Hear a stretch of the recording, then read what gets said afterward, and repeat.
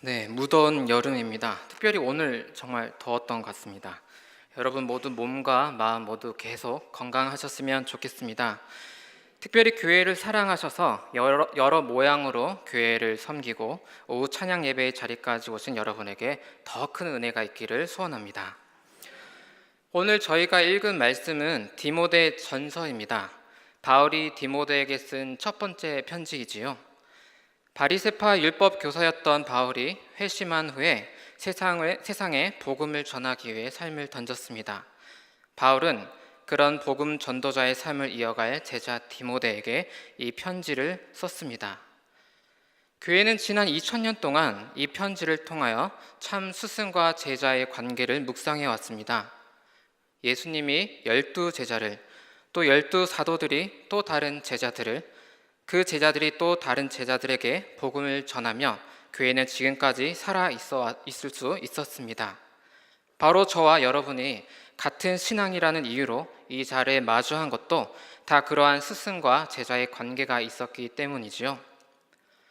여러분들은 좀 기억이 나는 그런 선생님이 계신지요? 초등학교, 중학교, 대학교 혹은 교회의 선생님 중에서 오랫동안 연락하고 만나왔던 선생님들이 있는지 궁금합니다. 5년 혹은 10년 혹은 어쩌면 평생 동안 연락하면서 만나왔던 선생님이 떠오르시는지 궁금합니다. 저는 종종 연락하는 선생님이 딱 두 분 계신데요. 신학교를 두 군데 다니면서 각 신학교마다 한 분의 선생님이 있었습니다. 기독교 신학 분과에서는 가장 인기가 없는 교리 과목을 가르치는 선생님들이었는데요. 가장 인기가 없다 보니까 찾아오는 학생들이 없어서 그런지 제가 연락하고 만나면 아주 반가워 하시더라고요. 이번 주에도 또 한 분을 만나러 갑니다. 올해 처음 만나러 가는데요.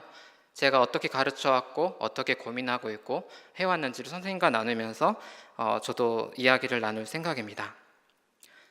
오랫동안 만나고 싶고 지도받고 싶은 선생님이 있다는 것은 정말 큰 은혜인 것 같습니다.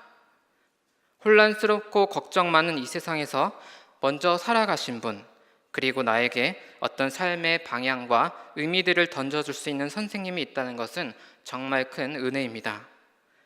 디모데에게는 바울이 그런 선생님이자 은혜의 통로였던 것입니다. 저는 동순교회에서 청년들을 만나고 가르치고 있습니다. 목사라는 직분은 어떤 면에서 교사와 닮은 면이 있습니다. 성경을 가르치고 또 어떻게 살아야 할지를 가르치는 신앙의 교사이기도 하니까요. 20대 초중반의 청년들을 만나면 나이 차가 좀 있기 때문에 조금은 선생이라는 마음으로 다가갈 수 있습니다. 그런데 제 또래의 30대 청년들 혹은 저보다 나이가 많은 40대 청년들을 만나면 약간 부담이 생깁니다. 내가 이분들의 선생이 될 수 있을까? 살아온 날도 비슷한데 나한테 무슨 뭔가 배울 게 있을까? 내가 가르칠 수 있는 게 있을까? 이런 부담감이 있지요. 저보다 많은 인생들을 살아오신 성도님들에게 또 이 시간 하나님의 말씀을 대언하는 것도 부담이 이만저만이 아닙니다. 20대는 무엇이든 할 수 있을 것 같았습니다. 그런데 30대가 되어 보니까 보이지 않던 현실의 벽들이 보이는 것 같습니다. 40대, 50대 이렇게 한 해 한 해 지나갈수록 그전에는 보이지 않았던 것들이 더 보이겠지요. 그래서 누군가의 선생이 된다는 것이 가능하기나 할까라는 회의감마저 들 때도 있습니다. 내가 저분들의 신앙의 선생이 될 자격이 있을까? 목회를 시작하면서부터 지금까지, 아니 삶이 끝날 때까지 계속 저에게 던져야 할 질문 같습니다. 그런데 이 질문이 저에게만 해당될까요? 특별히 이 자리에 계신 분들은 동순교회를 이끌어가는 성도님인 줄로 믿습니다. 누군가에게 여러분들이 신앙의 선생님이시겠지요.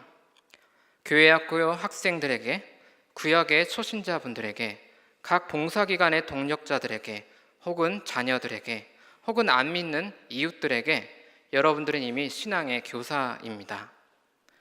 따라서 그 부담스러운 질문, 내가 누군가에게 신앙의 선생일 수 있을까? 이 질문은 저만의 질문이 아니라 우리 모두의 질문이 되어야 할 줄로 믿습니다. 부담을 주어서 죄송합니다.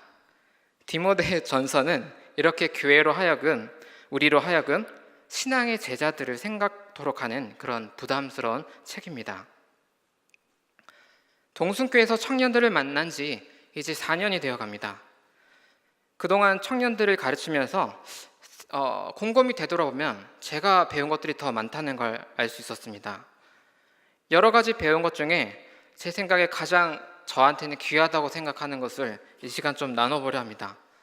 그것은 신앙은 지식을 전달하는 것만이 아니다라는 것입니다. 신앙은 지식을 전달하는 것만이 아니다.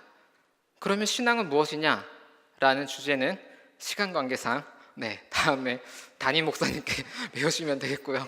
제가 4년 동안 깨달은 것은 일단은 적어도 신앙은 지식을 전달하는 것만이 아니다. 이 정도는 배운 것 같습니다. 제가 이 말을 하면 저를 아는 청년들은 좀 놀랄 것 같습니다. 특히 4년 전, 3년 전 처음 부임했을 때 저와 함께 공부했던 청년들이 많이 놀랄 것 같습니다. 저는 처음에는 많은 지식을 깊고 넓게 가르치는 데 온 힘을 쏟았거든요. 그래서 어려워하든 말든 일단 공부는 이런 거야. 네가 신앙이 건강해지려면 이 정도의 지적인 정성은 들어야지 하고 온갖 지식들을 쏟아부었습니다. 적성에 맞는 친구들이야 좋아했지만 이런 거를 생전 처음 해본 청년들은 굉장히 어려워했습니다. 하지만 저도 고집이 매우 센 사람이라서 아무리 어렵다고 해도 그 피드백을 잘 받아들이진 않았습니다.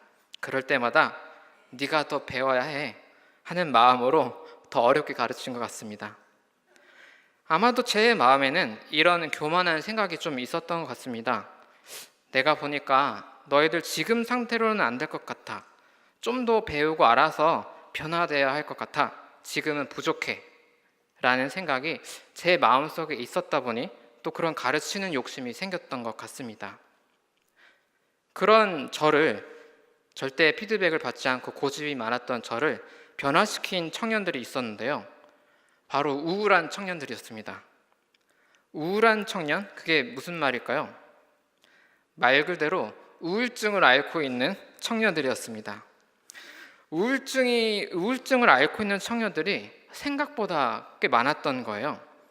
처음에는 친하지 않으니까 그런 얘기들을 하지 않았는데 1년, 2년, 3년 만나다 보니까 자기들의 속 이야기를 이제 서서히 하게 되었습니다. 그러면서 저도 그 청년들의 마음속에 있는 그늘과 어둠들을 조금씩 보게 되었습니다. 교회에서 만났을 때는 보이는 모습이 너무 밝고 에너지가 넘쳤는데 알고 봤더니 병원에서 우울증 치료를 받고 있고 이곳저곳에서 상담을 받고 있는 청년들이 꽤 있었습니다. 우울증을 걸리는 이유는 취업 문제, 관계 문제, 다이어트가 안 되는 문제 등 상상을 초월하는 다양한 이유가 있었습니다. 다이어트는 저도 정말 충격이었는데요. 왜냐하면 제가 만난 그 친구들은 굉장히 마르고 이쁘고 굉장히 건강해 보였는데 스스로가 이제 살이 많이 쪘다고 생각하는 거예요. 이게 조금 상태가 안 좋은 정도로 가면 이제 일부러 많이 먹고 또 밤마다 화장실을 가서 손가락을 목에 넣고 일부러 토해내고 이런 일들이 있더라고요. 저도 청년들을 만나면서 얘는 절대 그러지 않을 것 같은 청년인데 이제 그런 이야기를 들으면서 이게 보통 문제가 아니라는 것을 조금 알게 되었습니다. 저는 그것도 모르고 밝고 에너지 넘치니까 열심히 교회 일을 많이 시켰는데요. 나중에 알고 나서 조금 미안하더라고요. 미리 알았으면 기도해주고 응원해주고 배려해줬을 텐데. 문제는 이단이 이 우울을 잘 이용한다는 것이었습니다. 심리치료를 무료로 하면서 2달, 3달 상담을 해주는 척하다가 성경 공부로 바뀌어서 신자를 만드는 전략을 신천지에서 적극적으로 활용하고 있습니다. 실제로 한 청년이 다이어트가 안 되는 그 스트레스를 받다가 우울증이 왔는데요. 우울증이 오니까 이제 친구들도 안 만나고 저도 안 만나고 교회에서 좀 멀어졌던 거예요. 그러면서 이게 심리치료라는 게 돈이 좀 들다 보니까 아마 저렴한 곳을 찾으러 갔다가 하루 이틀 가다가 그런 이단에 빠지게 되었던 것입니다. 이런 현상들을 보면서 저는 지식을 열심히 가르치면 사람들이 변할 거라고 생각을 했는데 이 마음의 문제라는 게 지식으로만 안 된다는 것을 알게 되었습니다. 머리에 든 게 많아지면 감정적인 문제도 이겨낼 수 있을 것 같았는데 그게 아니더라고요. 사실 저는 약간 그런 성격이어서 뭔가 새로운 것을 배우고 새로운 깨달음이 오면 지식적으로 충족이 되면 감정적으로도 행복이 오는 그런 사람인데, 저 같은 사람이 몇 명 안 된다는 것을 청년들을 만나면서 깨달았습니다. 몇 년 전에 우울증 때문에 청년들과 잘 어울리지를 못하다가 교회를 떠난 청년을 만났습니다. 다른 교회를 다니고 있었지만 연락이 와서 제가 만났는데요. 신방을 하는데 이런 이야기를 하는 거예요. 그 교회를 옮겨서 거기 교회에 어른들에게 마음문을 열고, 사실은 내가 우울증이 있다, 사실은 내가 혼자 있을 때 굉장히 컨트롤이 안 되고 어두움에 빠진다, 그래서 만나기로 약속을 했지만 내가 그날 컨디션이 안 좋으면 못 만난다, 연락도 못 받는다, 이런 얘기를 했더니 거기 계셨던 성도님들이 이제 이렇게 하시는 거예요. 사탄 마귀의 영향을 받아서 그렇다, 당신이 영적으로 안 좋아서 그런 거니까 기도로 이겨내야 한다, 이런 말을 하는 거예요. 안 그래도 우울했는데 새로운 교회 가서 사탄 마귀 씌웠다는 얘기를 듣고 더 우울해져서 저에게 연락이 왔습니다. 제가 아무 얘기도 하면 안 될 것 같아서 심심한 위로의 말과 격려만 하고 돌아왔던 기억이 납니다. 이런저런 일들을 겪으면서 사람의 마음에 대한 이해가 제가 있어야겠다, 다 모든 사람들이 나랑 똑같지 않으니까, 이런 생각을 하게 됐고요. 특별히 하나님께서 기회를 주셔서 올해는 한 석 달 정도 크리스찬 정신과 의사 선생님과 정신의학에 대한 공부를 하게 되었습니다. 석 달 정도니까 굉장히 이제 얕은 수준이겠죠. 하지만 저도 상식적인 수준에서는 알고 있어야겠다라는 생각을 하게 되었어요. 그러면서 제가 공부를 하고 나니까 이 우울이라는 게 그냥 마음의 감기와 같다는 것을 알게 되었습니다.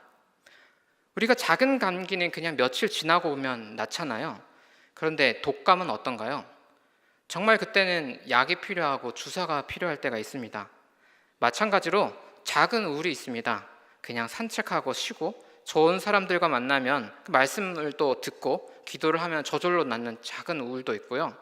근데 때로는 큰 우울도 있더라고요. 아무리 산책하고 쉬고 예배를 드리고 말씀 공부를 해도 없어지지 않는 우울이라는 것도 있었습니다. 그때는 의사 선생님의 처방이 필요한 그런 독감과 같은 우울인 거죠. 정신과 공부를 할 때 재미있는 영상 다큐를 하나 보았습니다. 혹시 여러분들은 다중인격이란 말을 들어보셨나요? 한 사람 안에 여러 가지 인격이 시간마다 변하면서 나와서 어떤 때는 젊은 여자, 어떤 때는 중년의 남자, 어떤 때는 어린아이, 여러 가지 모습들이 나타나는 거예요. 제가 만난 선생님도 아직 나이가 50대 중반이었었는데 평생 이러한 다중인격 환자는 보지 못했다고 합니다. 굉장히 드문 케이스래요. 그래서 일본에서 찍은 한 다큐를 보면서 우리가 이야기를 나눴습니다. 성인 여성이었는데요. 결혼하신 분이었습니다. 그런데 이 다큐를 보니까 갑자기 7살 어린아이의 행동과 모습, 말을 하는 거예요. 때로는 할아버지인 척, 때로는 여러 가지 전혀 낯선 모습에 이렇게 나왔습니다. 목소리도 톤과 억양이 바뀌면서 정말 모르는 사람을 보면 너무 무서운 걸 느끼는 거죠.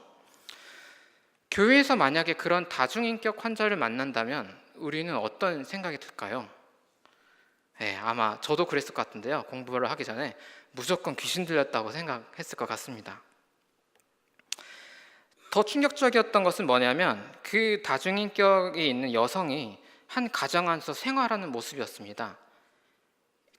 저 같았으면 그런 분과 과연 하루 이틀을 살 수 있을까? 너무 무서운데, 이런데 함께 살았던 남편분은 나이도 많으신데 한평생을 그 여성과 같이 살아왔던 거예요. 자녀도 있었고요. 그리고 이 아내를 돕기 위해서 어떻게 하냐면 이 여러 가지 인격이 나올 때마다 녹음을 했습니다. 그리고 이 테이프들을 모아서 이 녹음한 이야기를 통해서 이 인격이 비슷한 사람들, 7살 남자애, 몇 살 성인 남성, 이런 식으로 테이프를 만들어 두었습니다. 그리고 아내가 제정신이 돌아왔을 때 그 테이프를 들려주면서 사실 여보, 당신 몇 분 전에는 이런 말을 좀 했어요 라고 들려주는 거예요.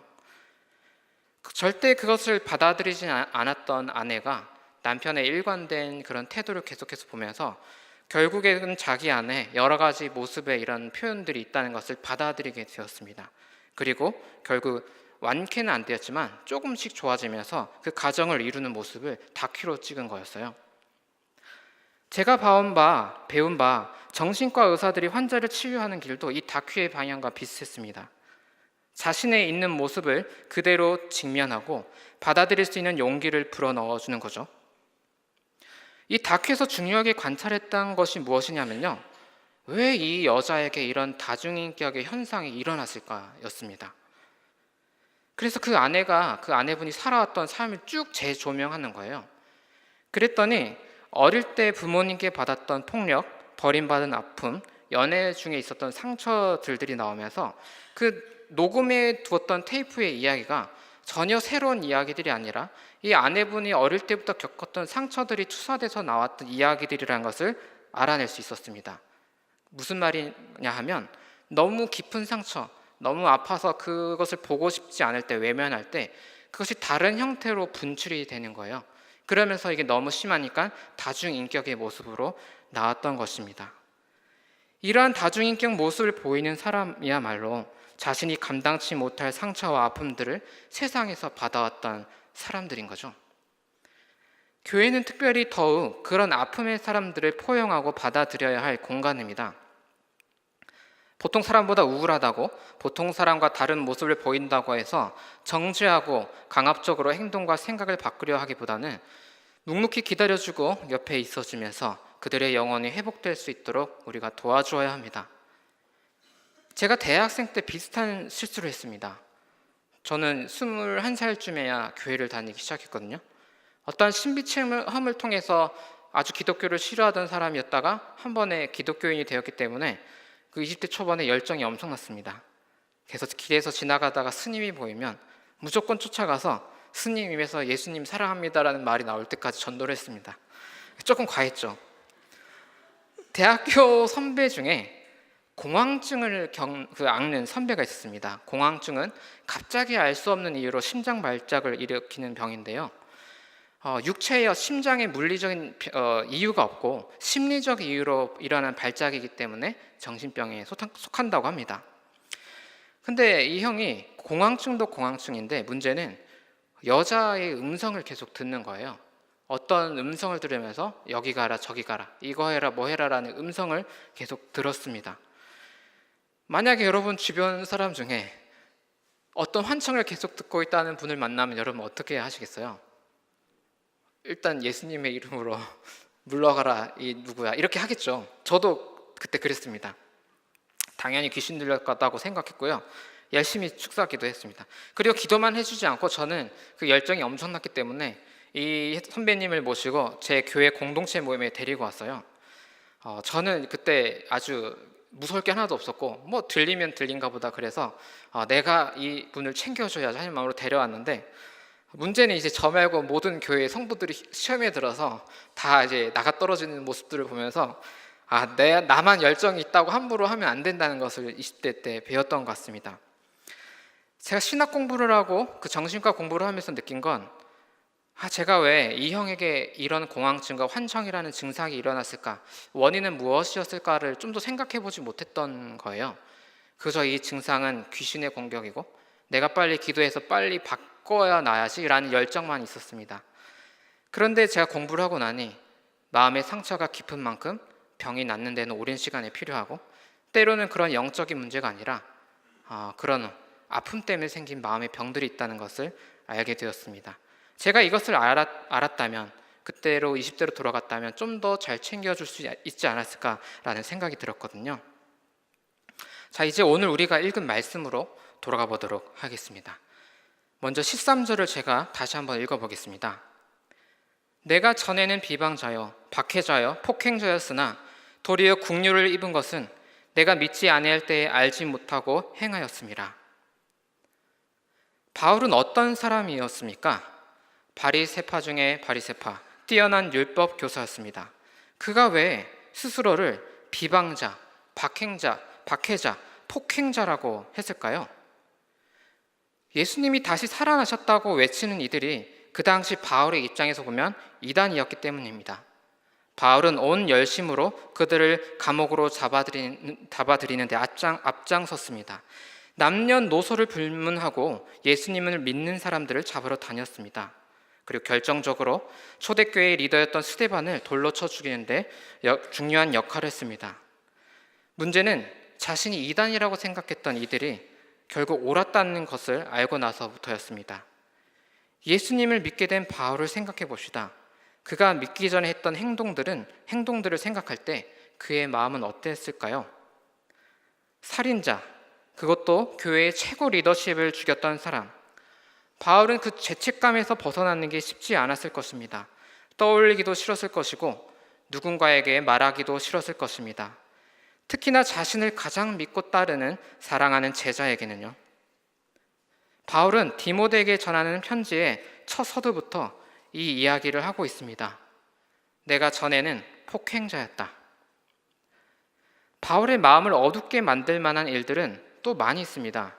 우선은 우리가 알다시피 그가 가지고 있었던 육체의 가시, 누구는 눈의 문제, 누구는 간질의 문제다.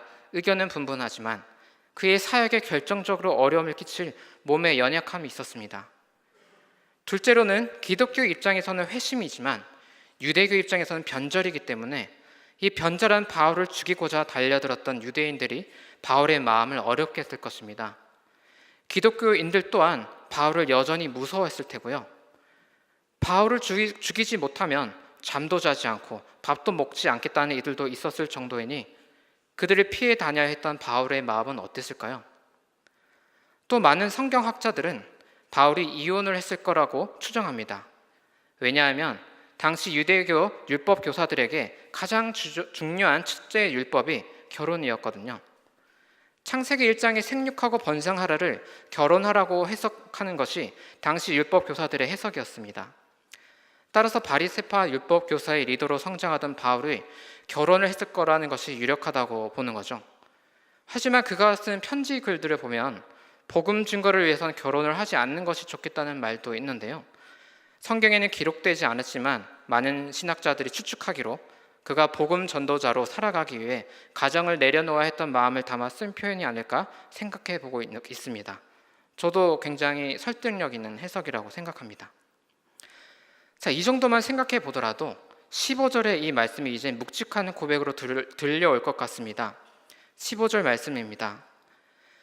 믿보다 모든 사람이 받을 만한 이 말이여 그리스도 예수께서 죄인을 구원하시려고 세상에 임하셨다 하였도다. 죄인 중에 내가 괴순이라. 믿보다는 믿을만 하다는 말입니다. 즉 풀어서 말하자면 그리스도 예수께서 죄인을 구원하시려고 세상에 오셨다는 말은 믿을 만한 말입니다. 왜냐하면 구원받은 내가 죄인 중에서도 가장 죄인이기 때문입니다. 라고 해석할 수 있습니다. 우리가 읽은 개역개정은 괴수라는 표현까지 사용하고 있습니다. 바울의 과거, 현재의 역경들이 그의 마음을 얼마나 휘젓고 있을지를 생각하면 그가 자신을 괴물이라고 표현한 이 말이 겸손해 보이려고 한 가식적 표현이 아님을 알 수 있습니다. 그의 마음 안에 있는 우울, 어둠, 분노, 자책은 이미 바울 자신입니다. 하지만 바울은 그런 자신을 구원하시려고 하나님의 아들이 세상에 오셨다고 고백하는 것입니다. 복음의 참된 의미를 사랑하는 제자 디모데에게 전하고자 자신의 연약함, 어두움, 부족함을 솔직하게 나누고 있습니다. 이 바울의 고백이야말로 교회가 다시 곱씹어 보아야 할 하나님의 말씀입니다. 신앙 안에서 진정한 스승과 제자가 생겨나려면 스승은 자신의 연약함, 죄인됨, 어두움도 솔직하게 인정하고 받아들이고 표현할 수 있어야 합니다. 디모데는 그런 바울의 표현을 보고 나는 바울을 따라서는 안 되겠다라고 돌아서지 않았습니다. 오히려 그런 바울의 진실한 고백을 통해 디모데는 복음이 무엇인지를 좀 더 정확하게 이해할 수 있었습니다. 복음은 본래 죄인인 우리를 하나님이 있는 그대로 받아주시고 용서해 주시는구나 라는 것을 선생의 고백을 통해 알게 되는 것입니다. 교회에서 우리가 누군가에게 너무나 완벽한 모습으로만 보이려 하지 않았는지 되돌아 보았으면 좋겠습니다. 더불어 누군가에게 너무 완벽한 모습을 요구하지 않았으면 또한 좋겠습니다. 교회는 부족한 내가 하나님 안에서 구원받았음을 먼저 고백한 사람이 선생이 될 수 있는 공간입니다. 오히려 그의 부족함이 복음을 증거합니다. 청년들에게 너무 완벽한 것을 요구하는 세상은 복음적이지 않아 보입니다. 이 자격증을 따고 이 시험에서 어떤 점수를 받고 어떤 일을 해낼 수 있어야 하고 끊임없이 완벽을 요구하는 것이 이 세상입니다. 내가 누구이고 내가 무엇을 해야 하고 무엇을 하고 싶은지도 모른 채 맹목적인 완벽을 향해 달리도록 하는 것이 세상입니다. 그런 세상은 청년들에게 우울만을 줄 뿐입니다. 교회는 그런 우울에 갇힌 청년들에게 신앙 또한 완벽을 요구하고 있지는 않은지요. 절대 좌절하지 않고 절대 어둡지 않고 절대 흔들리지 않는 믿음을 요구하고 있지는 않은지요. 바울조차 디모데에게 자신을 괴물이라고 표현하고 있는데 말입니다. 예수님조차 제자들에게 기도를 부탁하며 피땀으로 기도하셨는데 말입니다. 사람들과 진실한 관계, 가까운 관계를 맺으려 하기보다는 거리를 두며 허황된 완벽의 이미지로 스스로 신앙의 선생이 되고자 하지는 않았는지 되돌아보아야겠습니다. 저 또한 목사로 살아가면서 마치 저는 죄가 없는 것 마냥, 마치 저는 하나님을 다 알고 있는 것 마냥, 저는 절대 흔들리지 않는 것 마냥 성도들에게는 현실에는 없는 완벽의 선생이 되려고 하지는 않았는지 이 바울의 고백을 통해 되돌아봅니다. 그런 거짓 가면들은 오히려 나를 더 우울하게 하고 이웃을 우울하게 하고 완벽이라는 우상을 향해 우리 모두를 떨어뜨릴 뿐입니다. 복음은 있는 모습 그대로, 우리의 모습 그대로 하나님께서 다 받아주신다는 사실입니다. 16절 말씀입니다. 그러나 내가 국류를 입은 까닭은 예수 그리스도께서 내게 먼저 일체의 오래 참으심을 보이사 후에 주를 믿어 영생을 얻는 자들에게 본이 되게 하려 하심이라. 이 바울의 고백은 하나님께서 우리를 있는 그대로 받아주신다는 표현을 오래 참으심으로, 이런 표현으로 고백합니다.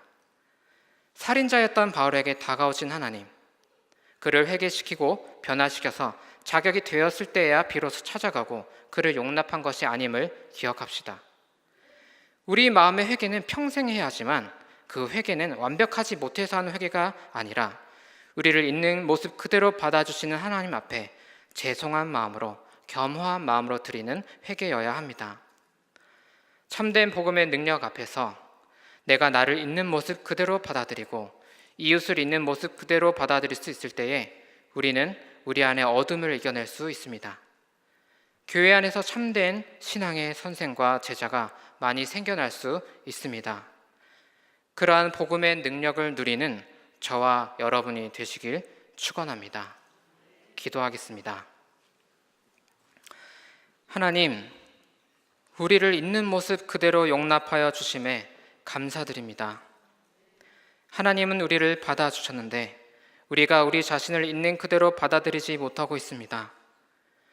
우리가 우리 이웃을 있는 그대로 받아주지 못하고 있습니다.